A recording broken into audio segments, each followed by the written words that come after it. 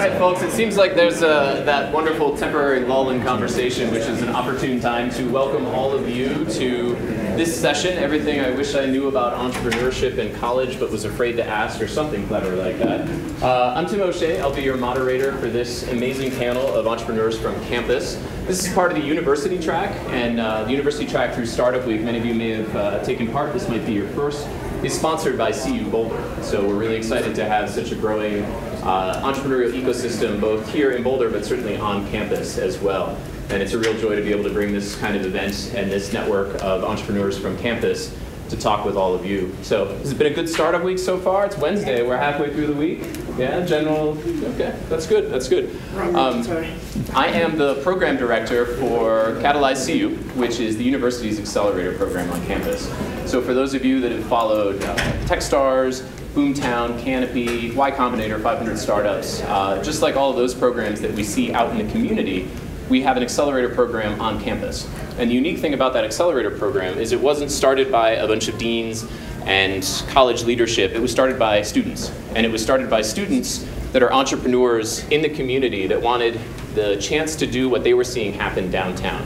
They wanted to create the same kind of experience to grow their ventures, to connect with mentors, and to develop their ventures while they were still students or researchers or faculty members or staff on campus. And it's a real gift that we're able to celebrate our 5th year, and we're announcing our 5th cohort for Catalyze CU. And the group behind me has all taken part in that as well. I would love to dive in and make some introductions. So what I'm going to do is pass this mic down and start here with Christine. Christine, do you want to tell us a little bit about your venture and about your background? Absolutely. Hi, so I'm Christine Fan Chang. I started the company called the Space Research Company, very descriptive. But essentially, it came out of a couple of years of working at a lab on campus called BioServe, and they do build different types of hardware for scientists to put their experiments onto the space station and shuttle at the time. And so I was super lucky as a grad student starting at CU to have this opportunity, and I saw kind of the impressive stuff they were doing, like, hey, why can't more people have access to space and do this type of research or be able to put something up there? And so that's kind of how I spun it off with another grad student to say, it's like, we can maybe use this new technology called CubeSat, so these really, really tiny small satellites, to actually use as a leverage or a platform to put biology research on, making it more accessible to anybody around the world, as well as anybody maybe not as familiar with the space world. So that's how it started, and that was maybe 2.5 years ago. But since then, it has evolved a lot, and so I can go into more of the details, but I just want to give you a brief intro of my background. So. I'm Jack Fitzgerald. I graduated just in December, a few months ago, from CU with marketing and entrepreneurship and technology arts and media degree. And I'm the chief marketing officer for Spectrums. I'm not an original founder, but I'm kind of the first hire after Steven came to Boulder from Cornell. And he came to pursue his PhD in aerospace, but also to try and build the company that he had started in Cornell. So our product is a music hardware device. It's a ring that you can tap on any colors around you to play music. Connects with the iOS or Android phone. And yeah, I was pretty much involved about a little more than 1.5 years ago, so working in my last semester over the summer, and then started working full-time, especially now that I graduated, but truthfully, many weeks were full-time and a lot more than that during the school year and during the summer. Hi, I'm Murad Kablan. So the company I founded, it's a spin-off of research I was doing at CU. So I have a PhD in computer science, and my co-founder, he's actually my PhD advisor. During my PhD, I worked with AT&T and IBM. That's where I was like seeing a problem in their network and the cloud infrastructure. So we developed a technology that we sell to companies like Comcast and AT&T and CenturyLink that allow them to have faster and scalable firewalls and routers. We started the company, we formed the company officially 2 years ago. Now we're a team of 12. We raised $1.5 million, and we still keep going. Hi there, my name's Kimberly Drennan. I'm CEO and founder of HiveTech Solutions. We make hardware, IoT devices, for commercial pollination and treatment options. It was really born out of a classroom experiment. So I'm faculty over in the program in environmental design. My background is in architecture and housing in particular. And so it came out of a of a desire to create better housing for honeybees. And it's been going about 4 years now, and we're rolling with some grant funding and taking it to the next level of development. Hi, I'm Chris White. I'm the CEO and co-founder of Shinesty. Shinesty is an online retailer for what we call event-driven commerce. So that is product, clothing primarily for any type of social event in your life. We call it good times with good people. So that's anything from the obvious Christmas parties, St. Patrick's Day, 4th of July, to weddings, bachelor parties, anything in between. We've been in business for about 4 years. We launched out of the first, I think, Catalyze? First Catalyze. Yeah. Out of the first Catalyze in 2014 in the summer. We, to date, have 35 employees. We're about 8 digits in revenue, and going strong. So I'm curious to understand a bit. This is a fairly diverse panel in terms of where people were when they realized they wanted to start a venture, but you all share a common theme of being up on the hill in a program, whether that was an undergraduate, a master's student, or working on research. What was the sort of aha moment where you came to understand that, all right, you're on campus to do one thing, but this sort of whisper of entrepreneurship had entered into your world, and you were compelled to go beyond just the books and the course curriculum and syllabus to actually move forward with a venture, which is kind of crazy. Yeah, so for me, I was a JD MBA at CU. Went into that program right after I graduated from undergrad in 2011. And I started working for SendGrid and moved to Boulder from Indiana. So it was like a very different environment, very different culture. And I was really captivated by like entrepreneurship and startups and fast growth. Where I was from, it was basically all my friends worked in energy. So it was either you worked in finance or you worked in sales and energy, or you worked in engineering. So there wasn't really this startup kind of mentality. And so SendGrid is kind of the first thing that got me hooked on it, and then continued to study it in school. So as many good things do, ours started over a couple of martinis. So me and my co-founders, Justin Bellucci, Chelsea Cook, got together, and we'd been working on this project in the classroom, and we thought maybe this has some wings outside of it. For me, as I mentioned, when I started working with AT&T and IBM, and I came back from my project with them to Eric, my PhD advisor, we're like amazed how the market we're addressing now is like stuck with old-fashioned solutions for like over 20 years, and there's no like solution to be address that. And once we start talking to customers or investors about it, everybody said, yeah, you're like a small startup, you don't have any chance against the big players like Cisco or F5, these big network vendors. So that was kind of like the aha. Like Eric and I, we share this. We like to challenge people, and we like to challenge ourselves, and we believe that we have something that can change the market, and that's where the changing moment for us. More generally, I think I can actually pinpoint my interest in entrepreneurship back to high school, to a business teacher in high school. Shout out Mr. Tuttle, Mrs. Tuttle, a couple actually, at Boulder High. We did business plans and worked as a team to actually start a business back then in high school. And even though a lot of my classes in college was marketing and entrepreneurship, and I'd say less than half of the time you're talking about startup that is often more corporate focused, I knew that was what I was excited to do. So internships and just projects, just meetups and networking events helped me maintain the excitement for startups through college. So I actually didn't even consider the startup or entrepreneurship route at all, because I was going down kind of science, engineering, academic route. And what changed it, I think, was actually, I want to say like 2004. So what happened then was a big space, I guess, change was that I think it was the Obama administration that canceled the big, what they called the Constellation program at the time, which was going to send humans back to the moon, Mars, and beyond. And I was really frustrated because I was this like new aerospace engineer. I'm like, oh, cool, I'm going to work on, Apollo-style landers on the moon someday. And suddenly the government canceled it, and I was appalled and also slightly frustrated because that wasn't going to happen, or it would most likely happen again. So, and then I decided, I was like, well, to stop that, maybe I have to go and start my own company so I could build a moon base so I could get there myself. Nobody's going to work on it. So that was kind of the starting point. And that, I guess, got me out of industry. So at the time I was working for Northrop Grumman and realized, they're not going to build this stuff. So I'm going to go back to grad school and see if I could, build up those skills to figure out how to build my own moon-based company. And through that process, I was meeting all sorts of people in this entrepreneurial world and picking the brands, like how would I even go about it? Like how do you finance such a thing? So figuring out what those skill sets are. So that's kind of how it propelled me in this direction. So. Great. Quick show of hands from the audience. I see a lot of young faces. I'm curious, is there anybody currently in a program, either at CU or one of the other campuses here, currently in college? Raise them up high. I'm curious to see. Okay. And how many of you are actively pursuing something entrepreneurial right now? Same, a lot of hands there as well. So this is something that I think has come up a lot through the course of Startup Week, and certainly we see this on campus and in different mentoring circles. There's this sort of tension of, do I stay in school and get the degree? Do I become the JD MBA? Do I pursue my research?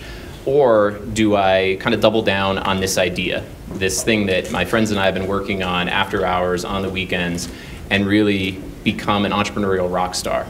Is that something realistic that you've experienced, or did you find that same tension? What was sort of that point of inflection for you? And whoever has the first hand on that, I'll hand the mic. Oh, go ahead. To Murad and then to Chris. One thing to know is entrepreneurship is really hard. There is a lot of glamorous in the news, like everybody wants to be the next multi-billion-dollar startup, but really when you start working on it, it's almost a nightmare. Not to freak you out, but it's a hard business, So my advice is like, have the right expectation. You're getting into something, the financial aspect is not what you should be looking for. It's more the reward of the learning and the challenge you want to overcome and stuff like that. From my own experience, after my undergrad, I worked for 4 years.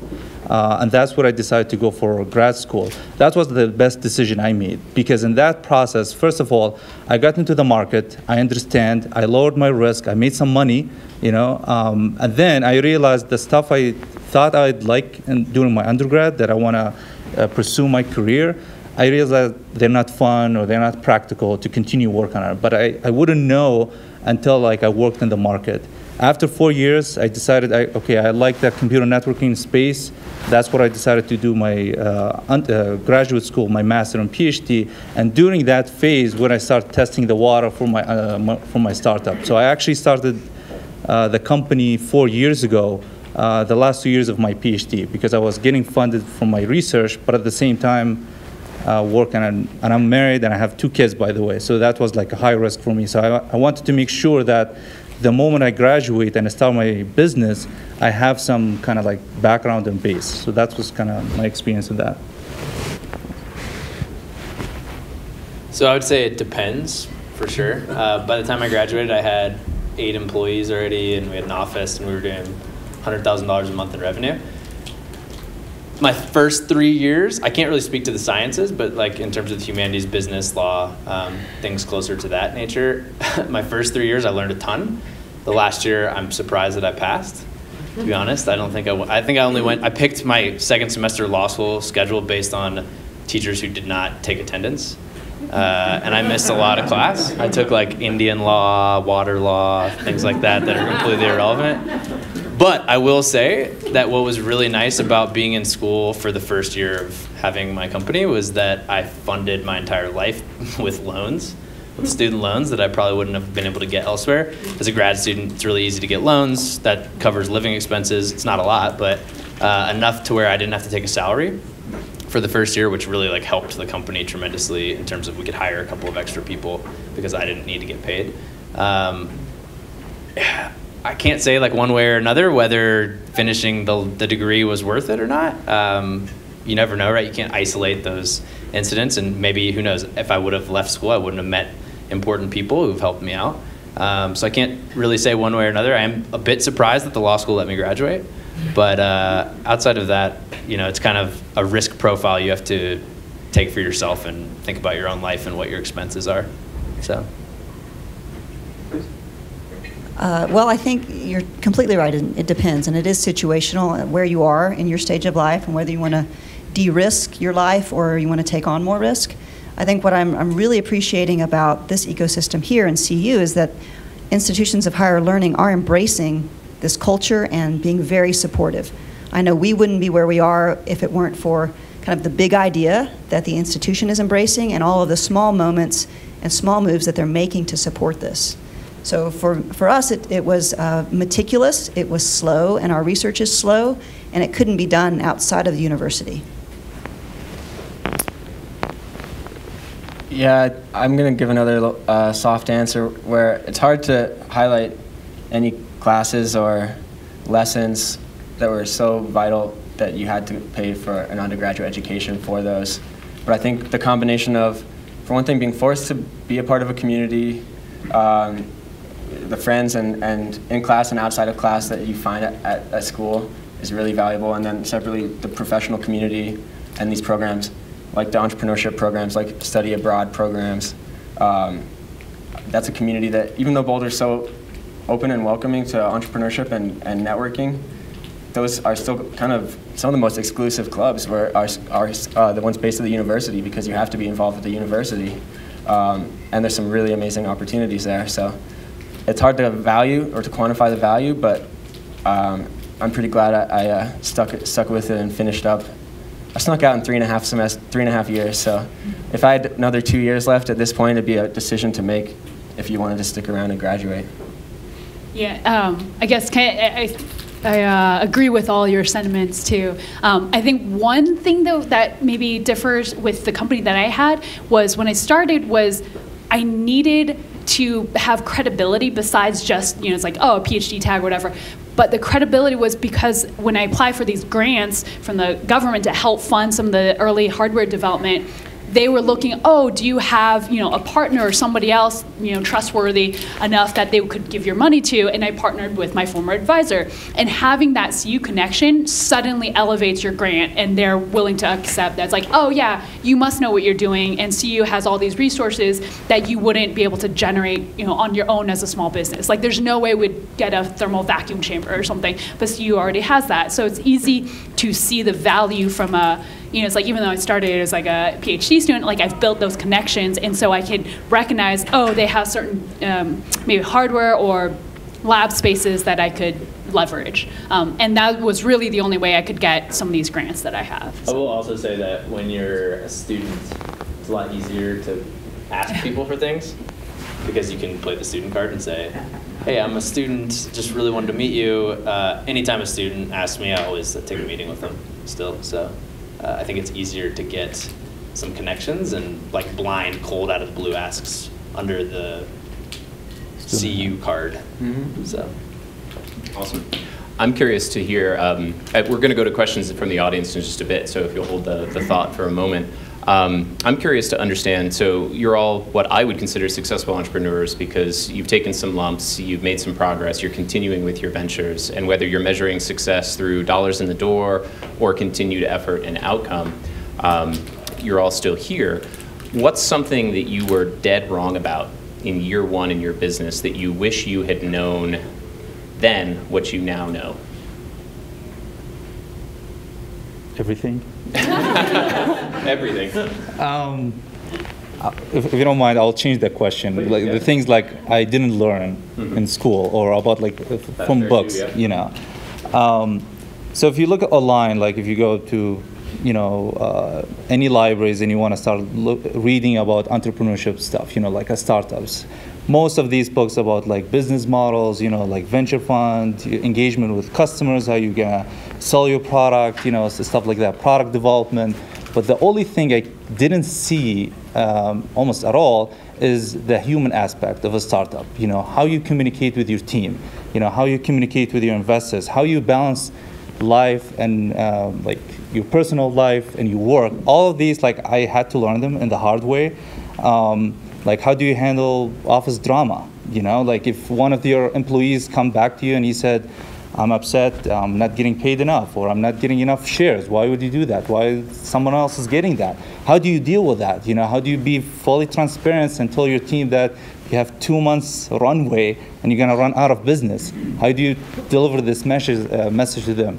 So these kind of things I didn't learn. I learned from my mentors, that's for sure, but school didn't teach you that, and books definitely don't to show you this.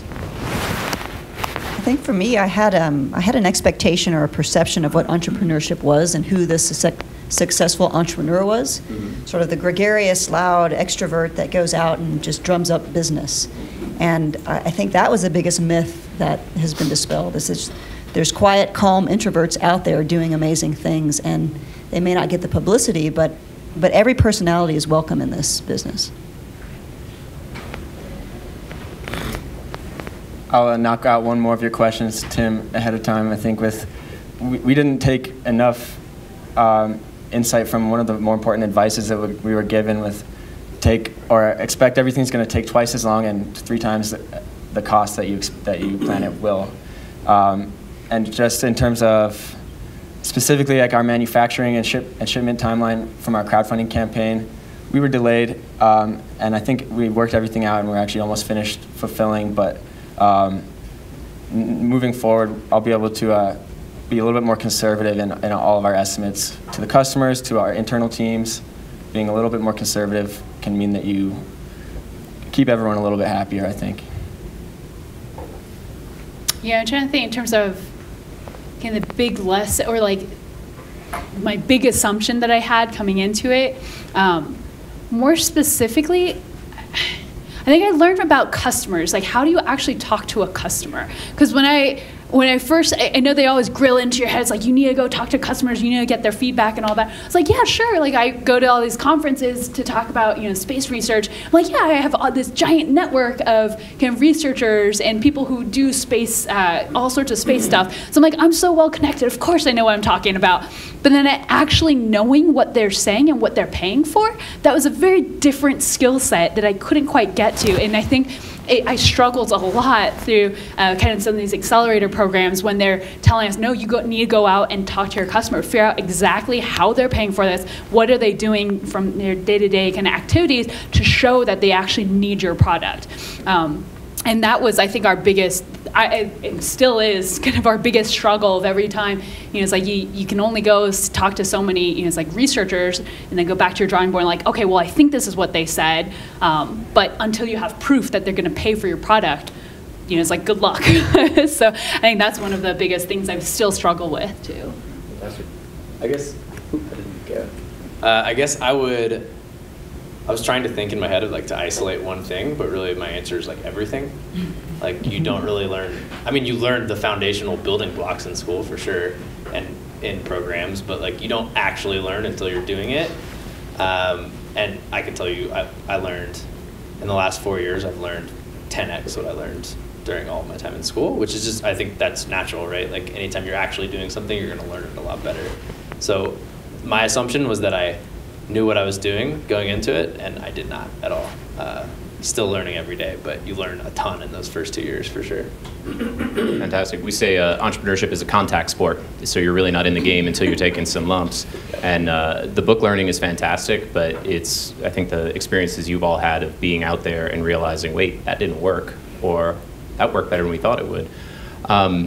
There's been an awareness, I think, that there's maybe, a mile and change that separates the university from downtown. And at times, I think somebody said, sort of getting into that network and being a part of that, but also leveraging your identity as a student or as a representative from the university can open doors. In what ways would you encourage people who are on campus, working on a venture, working on an idea, to plug into the community, particular events, particular mentors, different offerings? And in what ways could people who are downtown, who are active with a startup, who want to mentor, who want to plug in, how could they connect with entrepreneurs like you who are on campus today?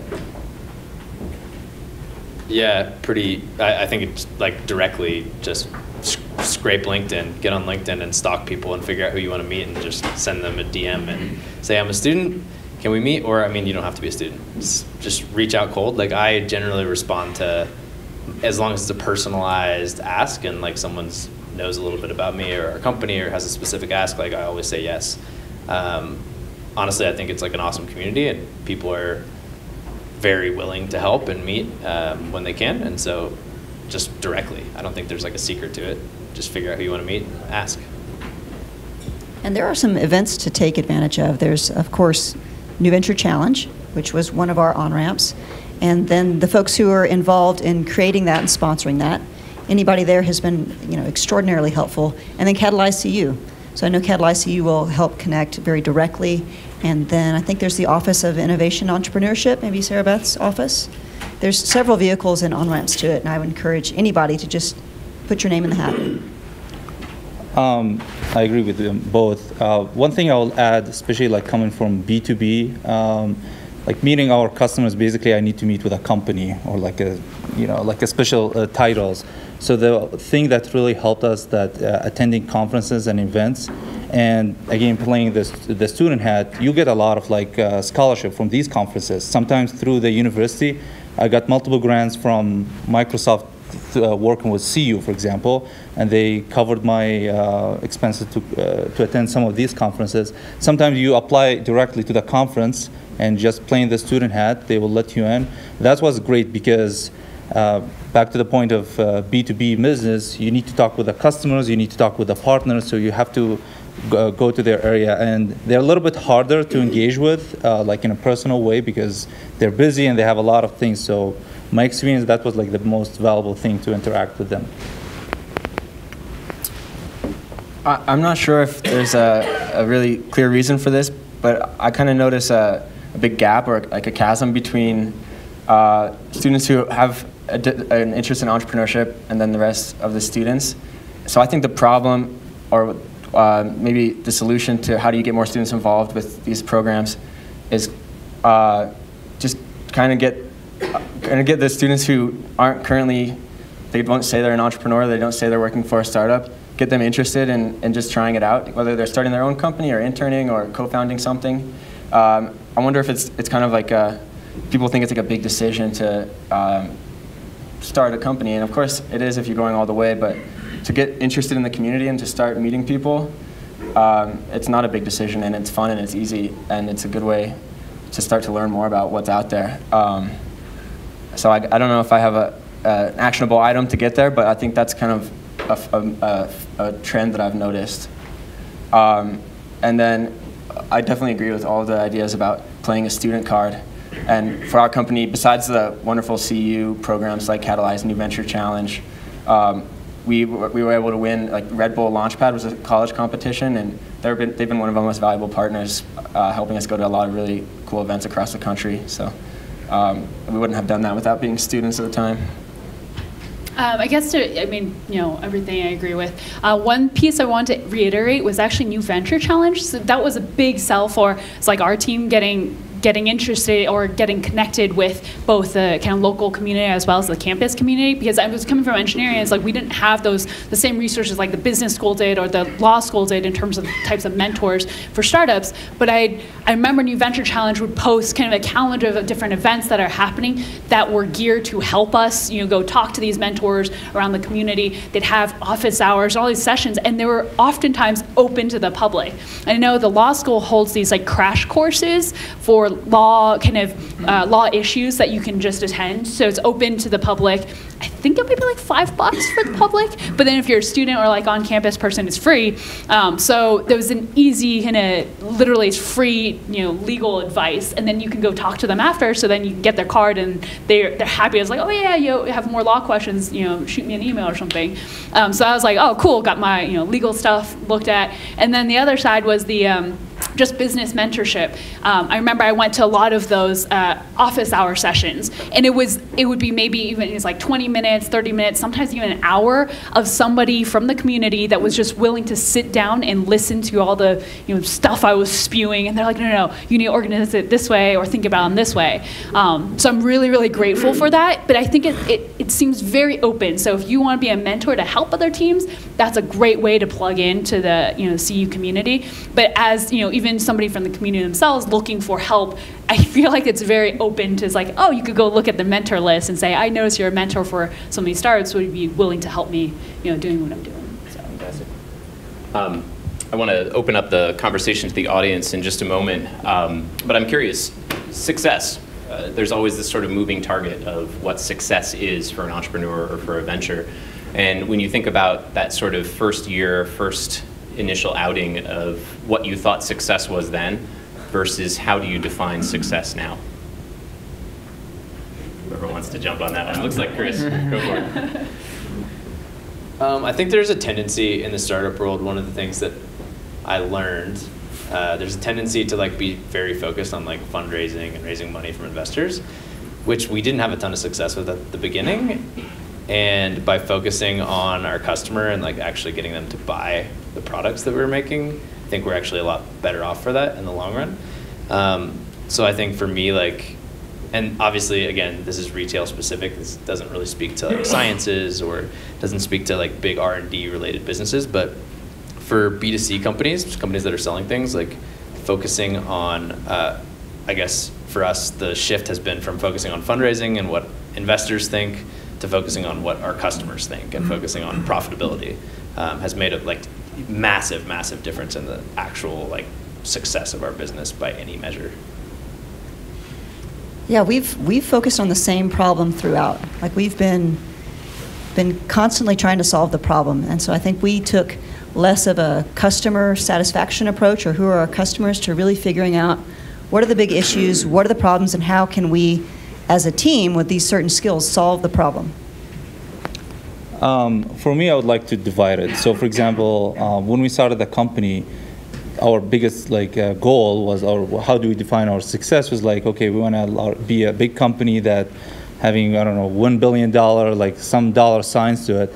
But then we talked about it and we discussed like, what is it going to take us to get to that? You know, what is going to be our milestones? And that's where we're like the mini success we have to focus on.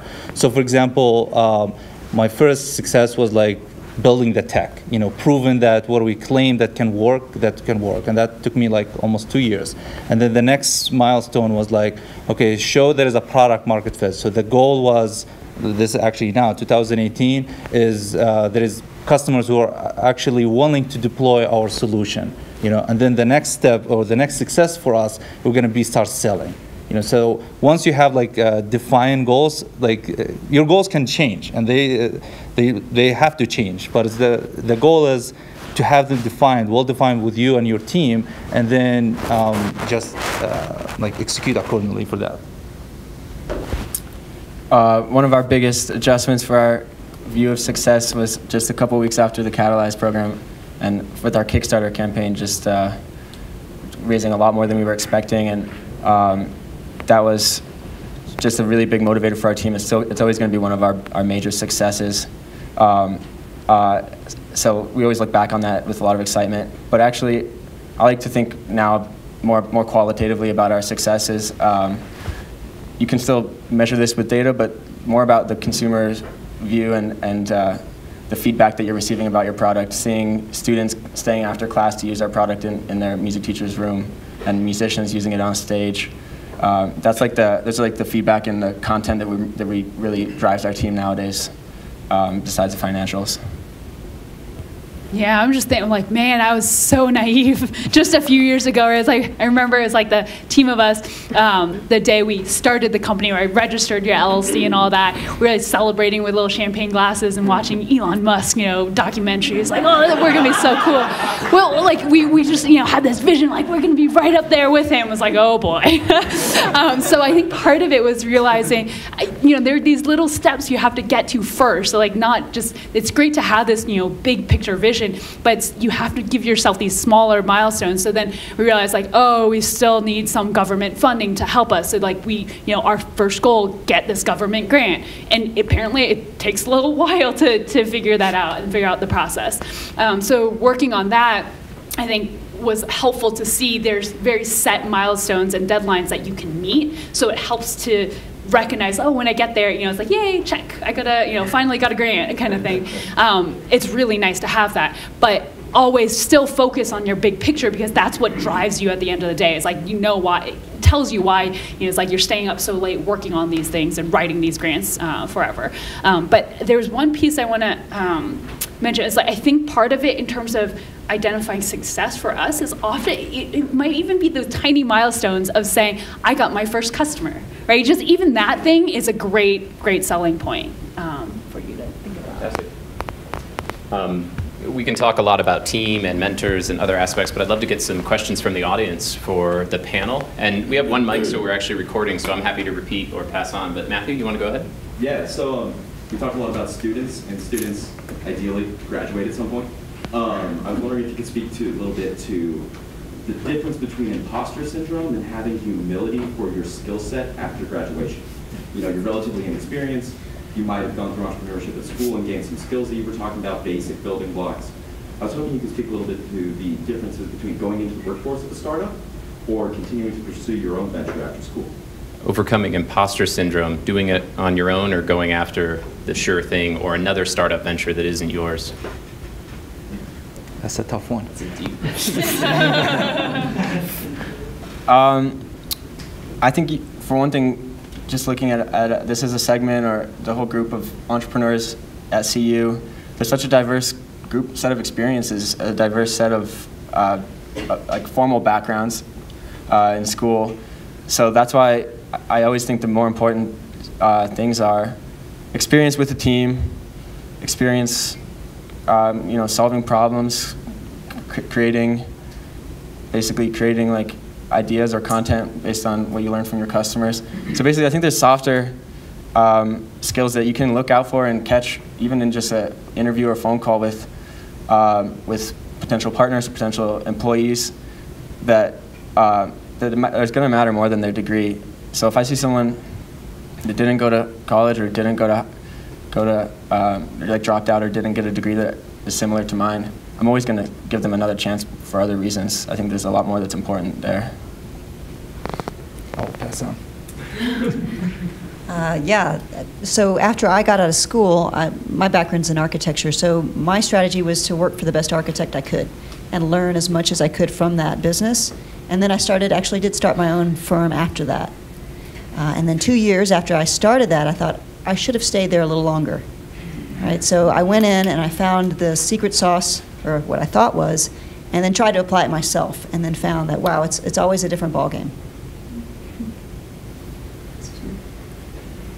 Such a deep question. I mean, I guess if I was more conservative, I probably should have said, oh, I'm going to go work for a clothing manufacturer so I can learn more about the products and how to do all this stuff. But like, I think when you have an idea that just totally consumes you, it's really hard to do that. And so for me, like, I'm glad that I learned the lessons on my own, probably in a more costly way, probably would have been less costly, but to me, the time was worth it. So. Yeah. In terms of imposter syndrome, I think there's like many levels of imposter syndrome too. So like from my side, it was like a lot of the academic side pieces, but there's also the imposter of like, oh, I'm pretending to be an entrepreneur when I feel like I don't even have the requisite skill set to do that. But then you can also spin it around and say, I was like, well, it's like as an entrepreneur, the whole premise is you're constantly learning, so it's okay if you don't know anything. You're just there to learn and keep building on the skills that you do have.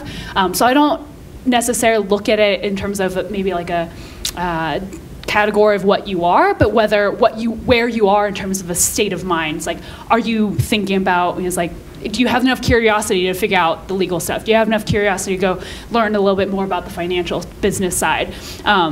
So I think for me, it's building up those, almost like a toolbox for yourself to say, okay, I have these skill sets, I know how to do this, I know how to do this, I'm not sure about these things, and that's where you play, you might have to pretend to know you do and sell that confidence level, but also be aware that, yeah, you still have some missing holes, and that's okay. And I think people are more open to people who are genuine and recognize where their faults are. You don't have to downplay yourself like, oh yeah, I don't know anything, but you do be clear about like, oh, I've done this before, I'm not sure about these aspects of it, right? So almost just being very honest about where you are in terms of your knowledge, know-how, and skill set. Yeah, I mean, every successful entrepreneur was a first-time entrepreneur at some point, right? So. Yeah. Other questions? Sir. Yes, so this year I've heard from multiple sources, both that predictions that by the middle of the century, more than half of all people will be self-employed, as well as the idea that since the 1980s, entrepreneurship has actually declined. What do you think our education needs to do, if anything, to nurture the characteristics of entrepreneurship to adjust to this competing data, conflicting data that we have? How do we nurture the next generation of entrepreneurs? Kim? So what I see in our classroom right now is a reluctance to fail. And so what I'd like to see is in the classroom, making it a safe space for trial and error and experimentation and learning how to recover. I'll also say, like, if you, back to the point, like when you see classes that teach you like entrepreneurship and startup environment, my own belief is these things, like there is no clear definition of what a startup is, what's an entrepreneur is, you know. So that's one of the mistakes we see today is like they teach you like this is a business model, this is how you do product development, this is how you sell, the sales cycle. But this is not the startup. This is like a general business MBA and stuff like that. If you are in entrepreneurship, adding to our point is one is like the human aspect. You know, like the willingness to take risk and the willing to fail and learn multiple and over time. That's what is missing today from the education system. Students, they're kind of like from the first day of school, packaged up that you're gonna get your education to work in a company. And that's your whole process of like, how do I apply my resume to get into jobs? As opposed to like, how do I learn and how do I improve my skills to do something beyond just applying to this job? So there is a lot of things to be covered here. That's what I'm trying to say.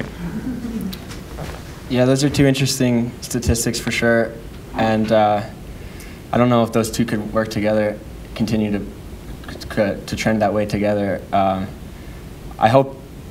I think the entrepreneurship decreasing is sometimes measured by like venture funding.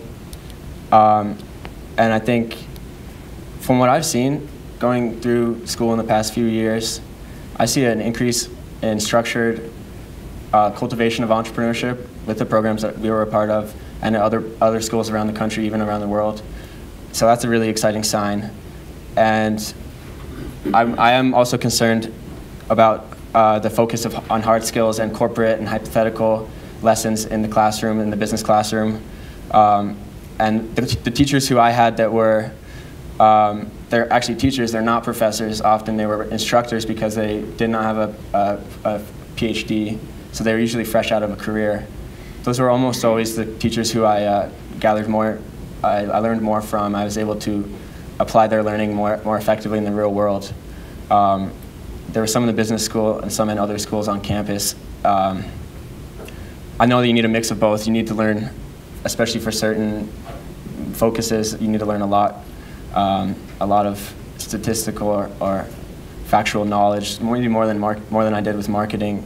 But definitely a real world experience, maybe forcing the students to get out there, force internships.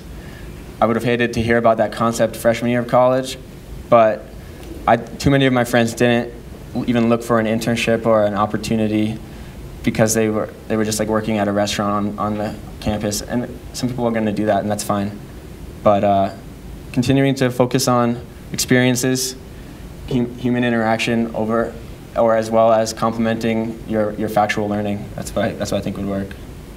So I was thinking about this earlier today. I was like, actually, I think what would be really beneficial for our schools, and if I had learned this when I was more like a kid, it was giving you the almost like skills to create, whatever that might be. It was like, because I remember as a kid, it was like, oh, they used to force us to draw like pictures in elementary school or like paint things and build things, but it was with, straws and sticks. I'm like, oh man, they have like 3D printers. You can, easy to use electronics now. So I feel like enabling kids to know that they can create things, whether it's a software platform, whatever it is, like all our tools, all these like technologies exist to help kids learn this stuff.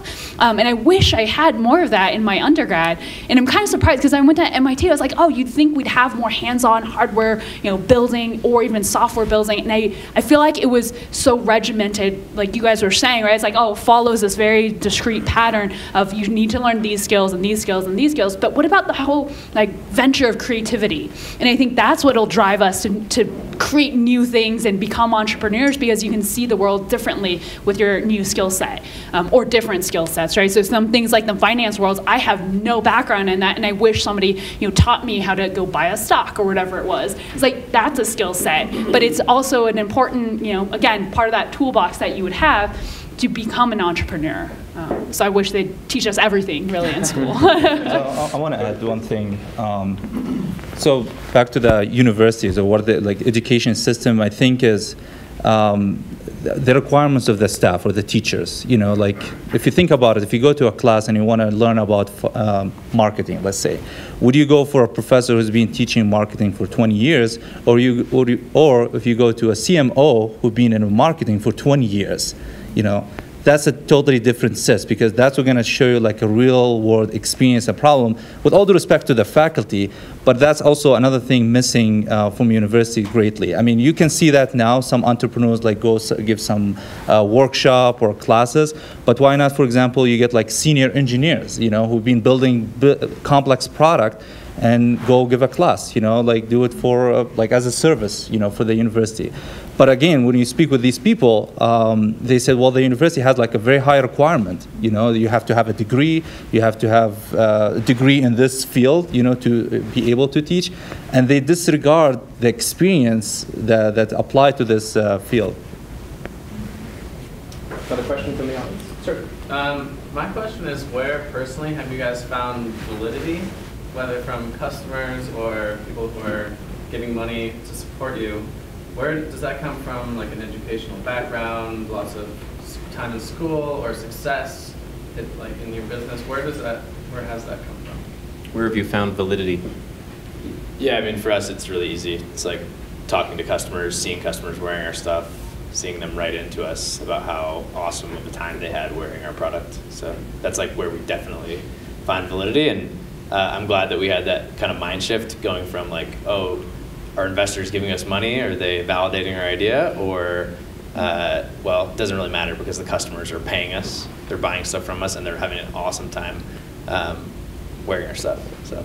And Chris, real quick on that, you'd faced a little bit of a challenge when you started your business as to whether or not it was kind of viable. So your customer really did validate the whole business concept. Yeah. Is that correct? Actually, I think we were an alternate into Catalyze. I wasn't there. But yeah, not your fault. Glad we got you. But I think we actually didn't get in off the bat, if I remember correct. Yeah, so it's there's not a lot of retail experience in Boulder and Denver, so people did not conceptually understand what we were doing. But to us, what kept us going was our customer understood what we were doing, and they loved it. And they continually reminded us of that and the idea that we're doing something right. Will you do retail, or what do you do? We don't know your business. Yeah, we make clothing for theme parties, events, music festivals, and sell it. So. Okay. What's your website? Shinesty.com. Yeah. Other points on validation, and then start to wrap up. Yeah, ours is pretty straightforward. Scientific experimentation. So we look at the data, we look at the results. So our business seeks to improve honeybee health, and so we have very measurable outcomes that once those are achieved, that validates it. I'll say many things. At the end of the day, it comes back to the customers. If there is really someone going to pay for your service, doesn't matter how expert you are, what's your degree. I mean, yes, that's help you when you're starting and you have nothing. So having a PhD in a field and having founders or investors or advisors who had experience, and that's well. But that doesn't last forever, because whoever supported you, they want to see the return. And at the end of the day, it's the customer. If you're really solving a problem that people are willing to pay for it, that's the validation. Yeah. Yeah, I mean, just going to have to echo that customers are key before you even start to sell. Getting feedback from customers, experts, and then after sales, measuring your sales as a metric, but then especially feedback in the community. Measuring the engagement from your community is more important than your top line revenue. I would say this is an area that you have to be very careful to identify who actually is your customer, right? So in those cases, consumer product, it's the person who's pulling the money out and swiping the card. In our case, it was weird because we thought we went to talk to the NASA Ames director, and he was like, yes, you guys are doing such an awesome thing. So it's we got all this support from the space community, everything. But at the end of the day, it's who's paying for it? Nobody wants to buy our thing, right? So it's we had this amazing kind of, I would say, high-level support, But when you really, really drill down to it, at the end of the day, somebody's getting, like, pulling that out of their budget or their wallet. So you have to find that person and make sure they're the ones who you're satisfying, because otherwise, good luck with your venture. Fantastic. So we're coming up on time. I want to leave all of you a chance to interact with our great panel. Before we wrap up, my last question is, what did you want to be when you were a little kid growing up? Astronaut. Makes sense. Me too, kind of like a scientist or an engineer. A doctor, like medical doctor. Archaeologist. NBA basketball player. Class. Folks, let's give a big round of applause to